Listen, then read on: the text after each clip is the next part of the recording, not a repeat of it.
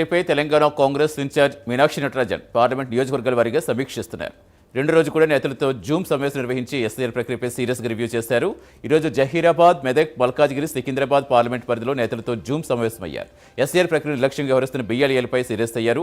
పనితీరు సరిగా లేని బిఎల్ఏలు తొలగించి వారి స్థానంలో కొత్త వారిని నియమించాలని ఆదేశించారు. ఇకపై మరింత జాగ్రత్తగా వ్యవహరించాలని నేతలకు సూచించారు. పూర్తి సమాచారం ఇచ్చేందుకు ఫీల్డ్లో మా కరెస్పాండెంట్ అజీం సిద్ధంగా ఉన్నారు. అజీం, ఇంకా మీనాక్షి నటరాజన్ ఎలాంటి ఆదేశాలు ఇచ్చారు?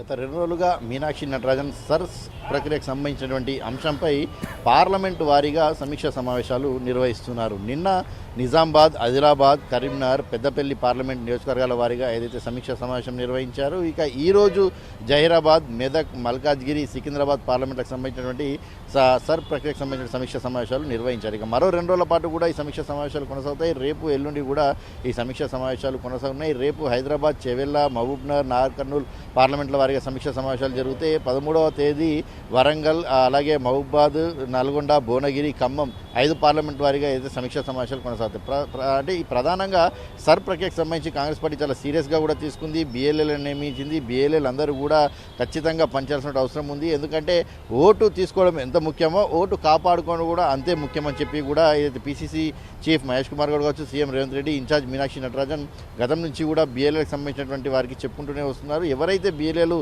చక్కగా పనిచేస్తారో ఆ బిఎల్ఏలు పూర్తి స్థాయిలో పనిచేసిన వారికి కూడా రాహుల్ గాంధీతో కూడా ఫోటో దిగేటువంటి అవకాశం ఇస్తామని కూడా చెప్పారు. సో ఈ నేపథ్యంలో మనం చూసినట్టయితే నిన్నటితో ఏదైతే సర్కు సంబంధించినటువంటి ఎన్యుమరేషన్ల ప్రక్రియ అంతా కూడా ఏదైతే ముగిసిపోయింది. సో ఇప్పుడు ఓటర్ల తొలగింపుకు సంబంధించినటువంటి ప్రక్రియ ఉంటుంది. ఎక్కడైతే డబుల్ ఓట్స్ ఉంటాయో, ఎక్కడైతే దొంగ ఓట్లు ఉంటాయో, సో వీరందరికి సంబంధించినటువంటి ఓట్లను తొలగించేటువంటి ప్రమాదం ఉంటుంది. దీంట్లో కొన్ని కారణాల వల్ల, అంటే సాంకేతిక కారణాల వల్ల కూడా కొన్ని ఓట్లు పోయేటువంటి అవకాశం ఉంటుంది. సో ఈ నేపథ్యంలో బిఎల్ఏలంతా కూడా ఖచ్చితంగా ఇప్పుడు జరిగినంత ఒక ప్రక్రియ ఏదైతే ఓటర్ నమోదు కార్యక్రమం ఖచ్చితంగా చేసుకోవాల్సిన అవసరం ఉంది. కాబట్టి ఇప్పుడు ఓట్లు తొలగించేటువంటి సమయంలో ఖచ్చితంగా ప్రతి ఒక్క అర్హతమైనటువంటి ఓటుని మనం కాపాడాల్సిన బాధ్యత ఉంటుంది. కాబట్టి ఈ సమయంలో మరింత శ్రద్ధతో, ఏకాగ్రతతో పనిచేయాల్సిన అవసరం బిఎల్ఏలకు ఉంటుంది. ఎందుకంటే బిఎల్ఏల పాత్ర చాలా కీలకం ఇందులో. ఎందుకంటే ఏ డివిజన్లో ఎవరు మన ఓటర్లు ఉన్నారు, ఎవరు ఏదైతే ఆ ఊరిలో, గ్రామంలో, వార్డులో ఓటు వేస్తారో వారికి మాత్రమే స్పష్టంగా తెలిసి ఉంటుంది. ప్రభుత్వ అధికారులకు కేవలం ఏదైతే ఎన్నికల సమయంలో కావచ్చు, లేకపోతే ఏదైతే ఓటర్ నమోదు చేసుకునే సమయంలో కావచ్చు, జనాభా లెక్కల సమయంలో కావచ్చు మాత్రమే వస్తారు. కానీ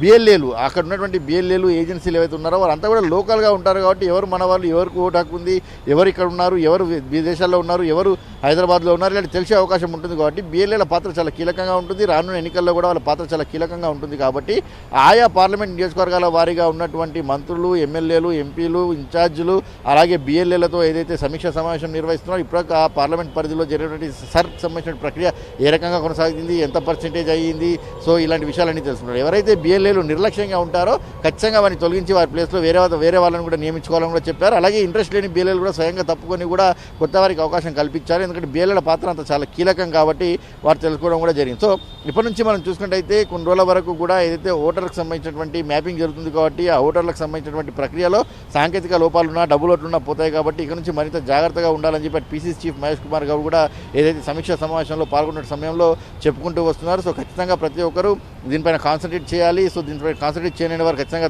పక్కకి వెళ్ళిపోవాలి, లేదంటే తొలగించాల్సిన అవసరం ఉందని చెప్పి కూడా మీనాక్షి నటరాజన్ చెప్తున్నారు. సో ఈరోజు జహీరాబాద్, అలాగే మెదక్, మల్కాజ్గిరి, సికింద్రాబాద్ సంబంధించిన ప్రక్రియ కూడా కొనసాగింది. సో సికింద్రాబాద్ ప్రక్రియలో మనం చూసుకున్నట్టయితే చాలా తక్కువ శాతం నమోదయ్యేటువంటి అవకాశం ఉంది. కాబట్టి ఇక్కడ ఓటర్లను మరింత కాపాడుకోవాల్సిన అవసరం కూడా ఉంది. కాబట్టి ఎవరైతే ఓటు హక్కు కోల్పోకుండా, ప్రతి ఒక్కరి ఓటు హక్కు కోల్పోకుండా చూసుకోవాల్సిన బాధ్యత నాయకులపై, బిఎల్ఏలపై ఉంటుంది. సో ఎప్పుడైతే మనం ఓటు అడుగుతామో అలాగే ఓటు హక్కు కాపాడుకోవాల్సిన బాధ్యత కూడా మనపైనే ఉంటుంది. కాబట్టి ఈ ప్రక్రియ నుంచి కాంగ్రెస్ పార్టీ చాలా సీరియస్గా తీసుకుంది. సో దీనికి సంబంధించినటువంటి గైడ్లైన్స్ కూడా విడుదల చేసింది. సో వీరికి ఎలా ముందుకు వెళ్ళాలనే దానిపైన శిక్షణ తరగతులు కూడా స్టార్టింగ్లోనే ఏర్పాటు చేసింది. సో దీనికి సంబంధించి బిఎల్ఏలు అయితే పనితీరు కొనసాగిస్తున్నారు. సో పలు చోట్ల బిఎల్ఏల పనితీరు బాగాలేదు అని చెప్పి వచ్చినప్పటికీ వారి పనితీరుని మార్చుకోవాలని చెప్పి సూచించింది. లేదంటే వారిని కూడా మార్చేటువంటి ప్రయత్నం కూడా ఏదైతే పార్టీ చేసింది. సో మీనాక్షి నటరాజన్ వరుసగా 4 రోజుల పాటు కూడా ఈ 17 పార్లమెంట్ నియోజకవర్గాల వారిగా సమీక్ష సమావేశం కొనసాగించి అక్కడ పూర్తి వివరాలు సేకరించి ఎన్ని ఓట్లను మనం కాపాడగలుగుతున్నాం, ఎన్ని ఓట్లను మనం కాపాడగలము, సో ఇక్కడ సాంకేతికంగా లోపం ఉంటే అక్కడ ఎవరితో మాట్లాడి డిస్కస్ చేయాలి, ఇలాంటి అనేక అంశాలు కూడా దాంట్లో ఏదైతే